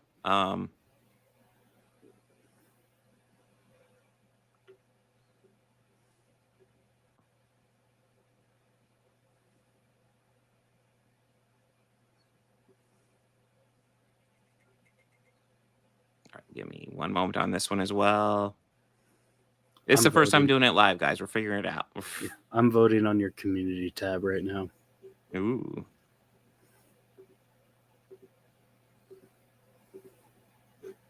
So yeah, once we finish discussing story, we will look up these results and then we will see where we're at. And once I find this poster real fast.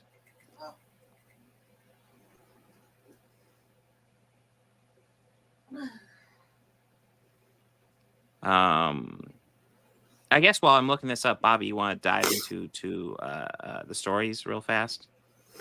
Yes. What of Parasite and Joker? Yeah. You can start wherever you want. Yeah. Joker. We follow Arthur throughout points. I guess a point of adulthood through his life. We kind of see his slow descent into madness, as it were. Like we see him first kill the 3 guys on the train, and I want to say he kills a random person too. Then his mother, and then he kills that old coworker of his in front of the his other colleague, the little person. And then he shoots De Niro's character in the face live on air. Yeah, it's normal, right? I mean, that I still think is definitely one of the more shocking moments of the movie. Dude, that might be, like, honestly, like, that whole scene is definitely one of the strengths of Joker, because I think that moment is just like, whoa. And it's like, I've read Dark Knight Returns. I know that shit's coming, but it still took me off. Yeah, and you know what's when I was watching it with the wife, when it showed Thomas and Martha and little Bruce leaving the theater, I go, "Ooh, I know what's about to happen." Well, yeah, we know what that one's going on. Yeah, I know what's going on there. And that's the thing. So, like, Joker is a lot about how society kind of pushes people down. I guess in this world, Joker is substantially older than Bruce, and they're substantially, siblings, yes, and they're half siblings, or yeah. Well, no, they're not half siblings, but it felt like, but for a moment there's that twist where it's like, oh my god, he's Thomas Wayne's son, and the reveal is no, he's not. But yeah, that was weird. But like the social worker, I'm kind of surprised she's so far in the cast. But still, though, like, so Bruce, in theory, we don't know how long this is going to be in between 1 and 2, right? Yeah, I have no idea. So, if all still goes according to lore, that Bruce will grow up to be the Bat. Yeah, at some point, you know. Maybe we'll get like a 12-year-old Batman in the movie. Like a little Damian Knight figure, like a little Damian Wayne size, yeah, size little Scrappy Doo in a cape and cowl. But I do feel like overall story, I think this movie does do a good job of just kind of establishing just how rough the world can be, especially to someone like Arthur who has mental disorders. He is somebody who needs help. He can't afford all the fancy treatments and stuff like that, but like he kind of fucking needs it. You know, and eventually like the reveal that he stopped taking his medication, which probably not the best move for him. No. But like, you know, the you know, you also kind of get how he's not functioning really well at all. I guess I think by the time that he kills his mom, he's already killed 5 people by that point. Yeah. Or no, at least 3. At least 3, yeah, because he killed the 3 guys in the subway.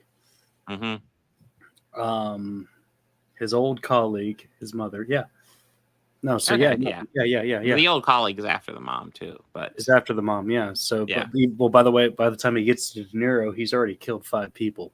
Yeah. So he's fine. But if a lot of it was just psychosis in his head, what all did happen? Is it kind of like a Patrick Bateman situation? Yeah. Well, I mean, there's also the like I hinted at this before, but there's that theory. Not completely without weight, because if you watch the movie, it does feel weird. So there's that scene where he just takes where he just empties out the fridge and crawls into the fridge. And lots of people theorize that's kind of the end of the movie proper. And the rest of the movie is just all in Arthur's head. Whether or not he dies there, it's ambiguous. But like the rest of the movie's in his head. And when you watch the movie with that in mind, after that scene, the rest of the movie is almost like big event. You like, because immediately after that scene, That's when the Murray Franklin show calls. That's when his mother pops. He kills his mother. He kills Randall. It's all just these big events, one after the other, and that is also the scene. That's the scene immediately after Thomas Wayne, where essentially his whole world that he thought he had was broken. Now we'll have to see. I don't think the sequel will follow that idea at all. But I think it's a very interesting idea, and watching the movie with that in mind, it's kind of cool. Because, like I said, Arthur's a very unreliable narrator. We don't know what's real. Like at the end of this movie, did any of this happen? I don't know. I do not know. But I think that's kind of a cool aspect of the movie. I think it does a good job with that. But yeah, like if we're looking at the overall themes, it's about how society just doesn't help a lot of people, especially people who frankly need help. Which I think it's a good theme. It's a good theme to talk about. And then if we were to go to Parasite, the themes are kind of similar, except it's a bit different. Instead of being society, it's more about how the rich, and it's less malicious here. It's not that the rich are out there purposely fucking people. They're doing it without thinking about it. They're setting people against each other without thinking about it. Like essentially, they have all the money and resources, and everybody is just fighting for the scraps they will throw out, and willing to do almost anything for those scraps. Well, I guess in this movie, pretty much anything. Like you were talking about the death count in Joker, the death count in Parasite is not 0. No, there is. Yeah, 3. I want to say no 4. 3, 4. 4. Yeah, because there's the yeah. wife. No. The old housekeeper lives. Does the old housekeeper live? I believe so. She gets fucked up, that's for sure. Yeah. She almost dies of poisoning. Yeah, but of course the poor son gets really fucked up, and he shockingly survived. The daughter dies. Yes, the daughter dies. The poor daughter dies. The rich dad dies. And the rich dad. Yeah. Yeah. So 3. Yeah. And it's kind of all happens because people just reach their breaking points because they're people. There's only so like you can't just pay somebody overtime and that fixes the shit because to give you more context. So like I was talking about the scene where the rich dad just tells the dude, "Hey, I'm paying you overtime, kind of wake up." The reason why he's so exhausted is because there's this massive rainstorm. And during this rainstorm, like the rich parents are just like hanging out in the living room. They're fucking making out on the couch. They got the son in the camping outside during this massive rainstorm. They're just kind of chilling. Meanwhile, the other house, the poor people's house, is flooding, absolutely flooding. In some cases with literal shit. Real quick, Bobby, can you say something? I want to make sure my earbuds work. Yes. Hello. Testing. It is not cool. And then awesome.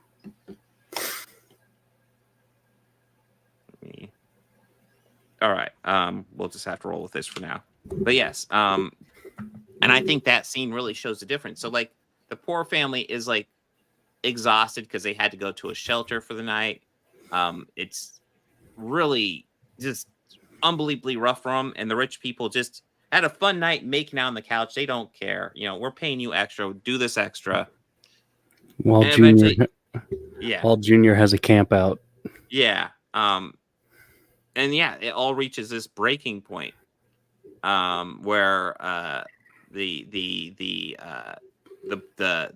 housekeeper's husband breaks out, murders the daughter, and the poor dad is desperately trying to help his daughter who is just bleeding out before him, just like fucking tearing him apart. And the rich dad's like, fucking leave her.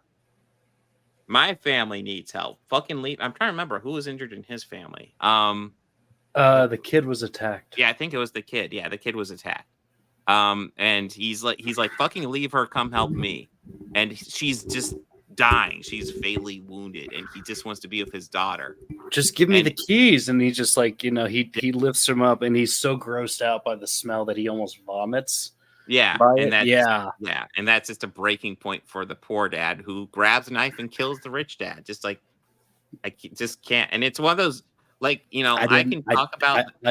I was on the poor dad's side of that one. Yeah, no, we can talk about that Murray Franklin scene and how great it is and how he's suddenly killed, but like, I don't know if I really put myself in the position of Arthur during that moment as much as a prick Murray Franklin is.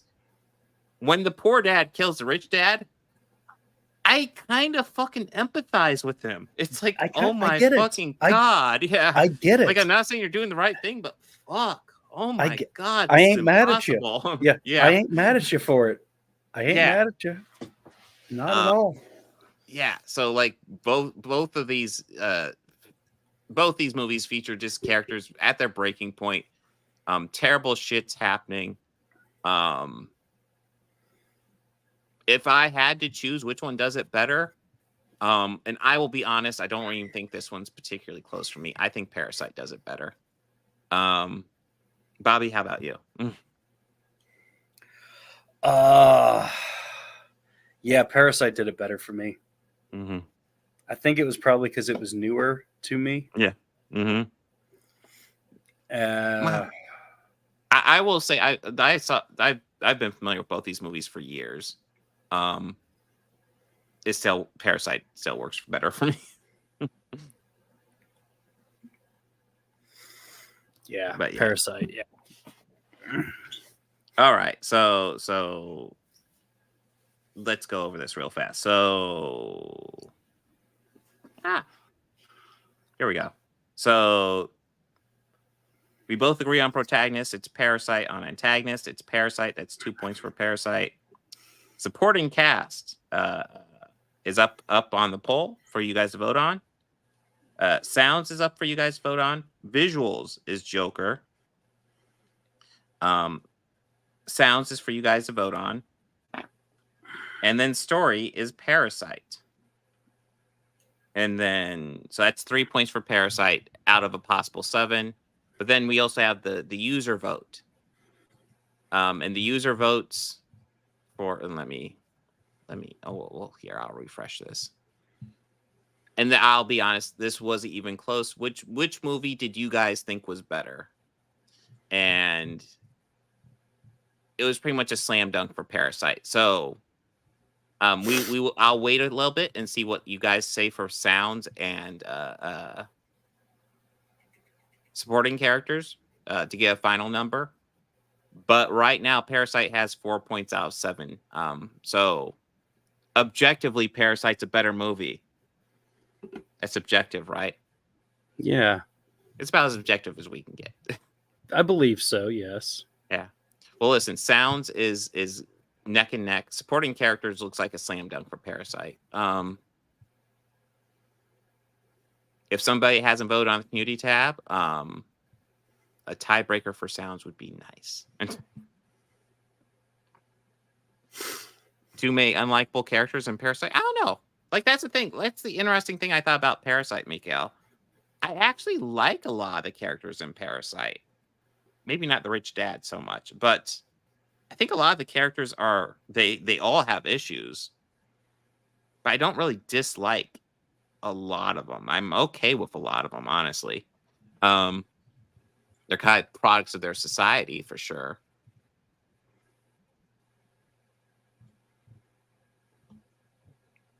You guys aren't going to give me a winner on sounds. You guys are evil. Hey, I've already voted, man. I can't. Mm-hmm. But yeah, I'll see about getting this all edited together and see how it comes together, because this was interesting doing it this way. But while while we're seeing if we can get a tiebreaker on sounds, which, guys, go vote. Go to the community tab on Chaos's channel and vote. Yes.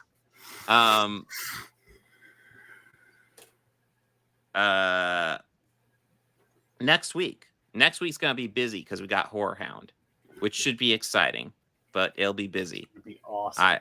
I'm going to Yeah, unless he suddenly cancels. I plan on meeting Kevin Smith, which will be great.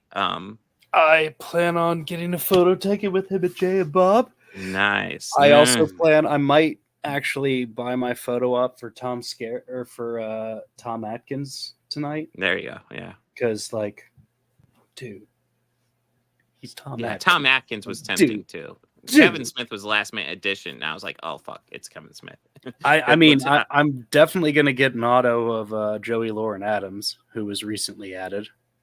Yeah. Oh, she was. I missed that Yes. one. Yes. Oh, nice. Because one of the other Scream girls had to drop out. So, yeah, they recently added her as an addition. So it's like, dude, that's more to the Mallrats reunion. Mm-hmm. Yeah, definitely. I mean, honestly, before when there was like, okay, so the reunion's going to be a Mallrats panel with Kevin Smith, Jason Lee, and Jason Mewes. I'm like, and Ethan Suplee, because he's there too. Oh, is he? I think. Okay, Ethan so that's is, okay. I get that. So that'd be more Mallrats. Before, well, with just those three, I was like, wait, couldn't it also be like a Dogma panel or a Clerks? It could also be panel or a Chasing Amy or a Chasing Amy panel. Yeah, a Chasing Amy panel. Yeah, dude, like that could be almost any Kevin Smith movie panel. I mean, Joey fucking Lauren Adams, man. Oh, yeah.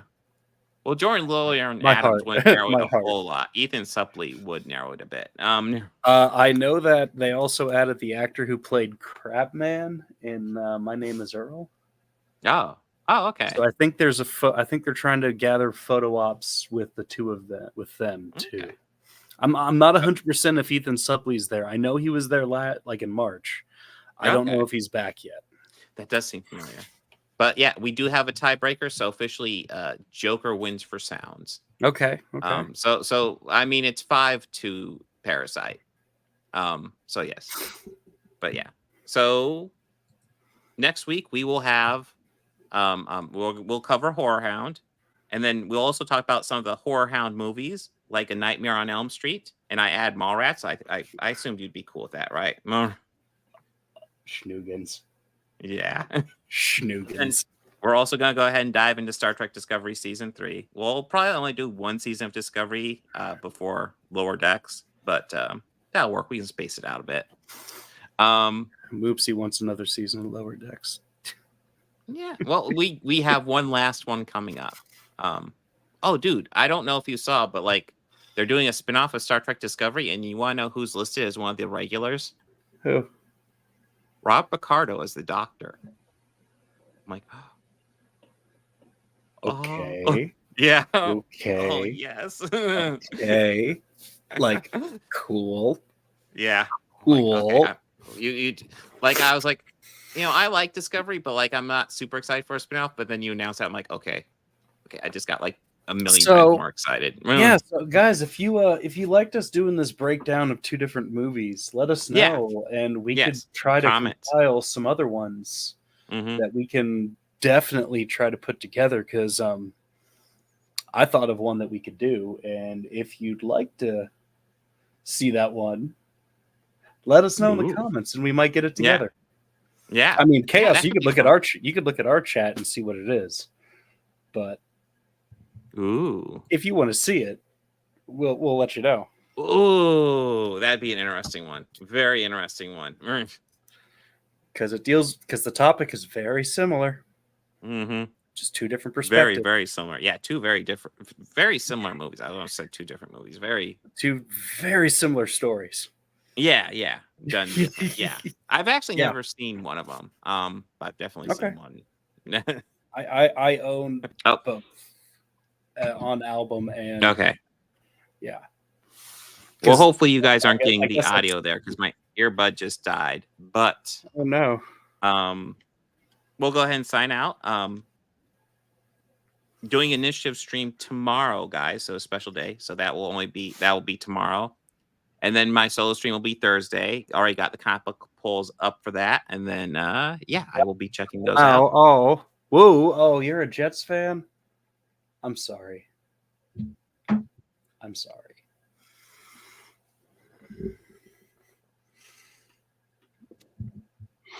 But yeah, so Sorry, we foosball talk, got Bob. very busy. We're gonna have a very busy day, or very busy weekend. But yeah, it should be fun. I plan on checking out whole Sorry. film festival stuff. You're not. Hey, That's maybe hey, interviews going on. Saturday, me and my buddy are planning, since the majority of the stuff that we want to see and do would be Friday. Saturday, we're planning. That's on the thing, yeah. checking out a film festival, yeah. No, I was thinking Saturday we'd probably just sit through pretty much the film festival and see what that's they what play. I think me and my buddy are going to do too. I think know there's that there's one event I want to do. Yeah, I want to absolutely want to, and Yeah. it's the Jason Voorhees fan film. Ooh, nice. Well, I think the only event on Saturday, I think that might have been the Abigail panel, which I definitely will check out. Oh, okay. Hey, you know what? It's all right. I'm an Eagles fan and also a Brownies fan, so half of me knows what a winning team is, and the other half knows what disappointment is. But it's hard to be a Browns fan these days, especially with recent news. But that's why I claim Eagles. Duh. Oh, I'll tell you But about yeah. that after we cut. All right, but yeah, guys, everyone, have a good one. Party on, be excellent to each other. Take care.